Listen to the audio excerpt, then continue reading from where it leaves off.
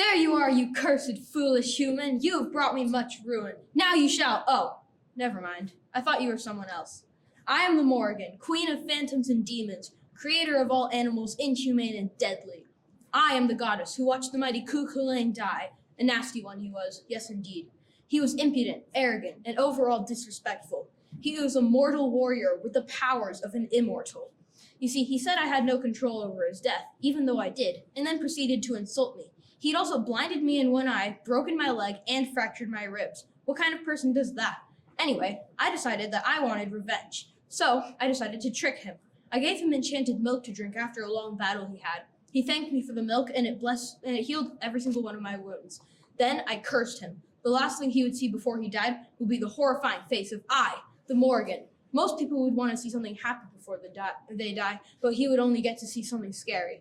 Anyway, when he did die, he tied himself to a pole so he would die standing to give other warriors courage. At that moment, I flew in from the trees. Oh, what do you mean, how can I fly? I can turn into a crow, for goodness sake. That's why there are always crows in graveyards. Me and my sisters are in charge of watching over the dead when we're not busy influencing people into killing themselves for glory.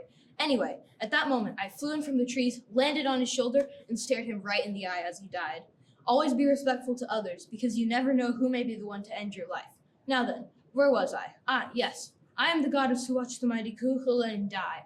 I am the Banshee. I am the only resident of Oingat, which is the link to the other world. And I'm also the Niga der Iron Fadil. Oh, I suppose you may not know what that is. Most people don't speak the mythical language of Irish anymore. Here, let me explain. Whenever warriors are about to die, I appear to them in either dream or reality, washing their blood-stained armor in a river to warn them of their coming death. They do not always pay heed to my warnings, however. You see, once there was— oh, I'm getting sidetracked again. I suppose the end of my speech is like the end of life. It cannot be delayed forever. Now then, where was I? Ah, yes, I am the Niga der Iron Fadil. I am the spouse of Dagda, who is the master of life and death. And finally, I am the eater of lost souls. I suppose I have done my duty of telling you who I am. So now, as a final farewell, I give you my advice.